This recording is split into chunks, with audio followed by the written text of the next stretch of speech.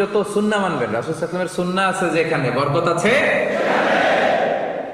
যেখানে সুন্নাহ সেখানেই বারাকা, সেখানে আপনি বারাকা পাবেন।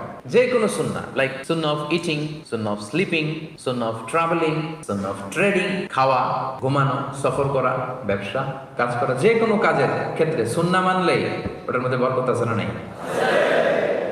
সুন্নাহর সাথে সবসময় নিজেকে জড়িয়ে রাখবেন। যেমন সুন্নাহ অফ ইটিং, খাওয়ার সময় সুন্নাহ মানলে কি বরকত পাওয়া যায় একটু দেখেন। এক সাহাবী এসে বলল, ইয়া রাসূলুল্লাহ, ইন্না নাআকুলু ওয়া লা নাশবা। হে আল্লাহর রাসূল, আমরা খাই কিন্তু পেট ভরে না। এরকম অনেক সময় হয় না? হয়। কার কার হয় দেখি? খাইলেও পেট ভরে না, দেখি কার কার। সাহস করে দিয়ে একজন হাত তুলে ফেলছে। ঠিক আছে, সৎ সাহসের জন্য ধন্যবাদ। হতে পারে যারা কাজ করে বেশি, চিন্তা করে বেশি, ক্ষুধা লাগে। নট নেসেসারি যে আপনার অনেক দৌড়াইতে হবে, এক্সারসাইজ করতে হবে না। আপনি ব্রেন স্টর্মিং করলে ক্ষুধা লাগবে। আমি নিজেও ফিল করি, যখন কোনো কিছু নিয়ে খুব ভাবি তখন ক্ষুধা লাগে, এটা হয়। তো এই সাহাবীরা কি চিন্তা করেন, কি সিম্পলিস্টিক লাইফ লিড করতো। মনে যা আসছে নবীরে বলে ফেলছে, এ রাসূলুল্লাহ, ইন্না নাআকুলু ওয়া লা নাশবা। রাসূল, আমরা খাই কিন্তু পেট ভরে না। পেট ভরে না কেন? তো রাসূল সাল্লাল্লাহু আলাইহি ওয়াসাল্লাম দেখেন কি বলে। রাসূল সাল্লাল্লাহু আলাইহি ওয়াসাল্লাম বললেন, লাআল্লাকুম তাআকুলুনা মুতাফাররিকিন।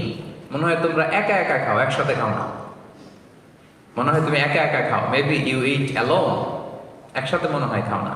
ওই সাহাবী বলে, না, হ্যাঁ ইয়া রাসূলুল্লাহ, আমি আসলে একা একা খাই, অন্যদের সাথে বসে মিলেমিশে খাই না। তখন রাসূল সাল্লাল্লাহু আলাইহি ওয়াসাল্লাম খাবারের সুন্নাহ শিখিয়ে দিলেন, দ্য এটিকেটস অফ ইটিং। তিনি বললেন, ইজতামিউ আলা তাআমিকুম, না না না, একা একা খেও না, খাবার নিয়ে একসাথে সবাই বসবা। ওয়াযকুরু ইসমাল্লাহি আলাইহি, খাওয়ার আগে বিসমিল্লাহ বলবা। ফাইন্নাহু ইউবারাকু ফি, তাহলে তোমাদের খাবারে বরকত ঢুকায় দেওয়া হবে। এবার বুঝছেন সুন্নাহ মানলে কিভাবে বরকত পাওয়া যায়? দেখেন, খাওয়ার ক্ষেত্রে আরো রাসূল সাল্লাল্লাহু আলাইহি ওয়াসাল্লাম কি ইনস্ট্রাকশন দিয়েছেন। তিনি বলেছেন, আহাব্বুত তাআমি ইলাল্লাহি মা কাসরাত আলাইহিল আইদি, আল্লাহর কাছে সবচাইতে প্রিয় খাবার ওইটা যেই খাবারে অনেকগুলো হাত পড়ে।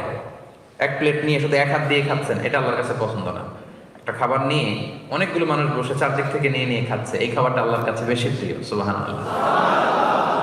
তাহলে একা একা খাবেন না, বাসায় যে স্ত্রীকে নিয়ে খাবেন, ছেলে মেয়েদের নিয়ে খাবেন, বাবা মাকে নিয়ে খাবেন, বন্ধুদের একসাথে খাবেন।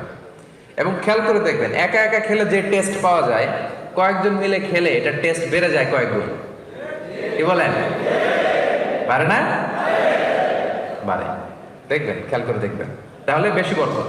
আবার রাসূল সাল্লাল্লাহু আলাইহি ওয়াসাল্লাম বলেছেন, আরেকটা এটিকেট শুনেন, আল বারাকাতু তানজিলু ওয়াসাতাত তাআম, খাবারে বরকত নাজিল হয় একেবারে মিডলে, মাঝখানে। এক প্লেট খাবার, মাঝখানে বরকতটা আগে নাজিল হয়, সেখান থেকে ছড়ায়। ফাকুলু মিন হাফিয়াতি, তোমরা চারিপাশ থেকে খাও, মাঝখান থেকে নিও না। ওয়ালা তাকুলু মিন ওয়াসাতি, মাঝখান থেকে উঠাবা না।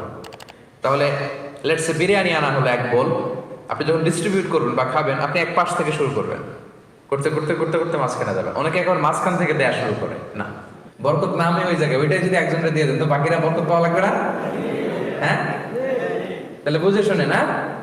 আচ্ছা, মাশাআল্লাহ, এই তো বুঝতেছেন। আরো কি বলেছেন রাসূল সাল্লাল্লাহু আলাইহি ওয়াসাল্লাম, তুআমুল ওয়াহিদি ইয়াকফিল ইসনাইন। দেখেন আমাদের ইসলামিক ভ্রাতৃত্ববোধ কত সুন্দর। একজনের খাবার দুইজনের হয়ে যায়, রাসূল সাল্লাল্লাহু আলাইহি ওয়াসাল্লাম বলেছেন।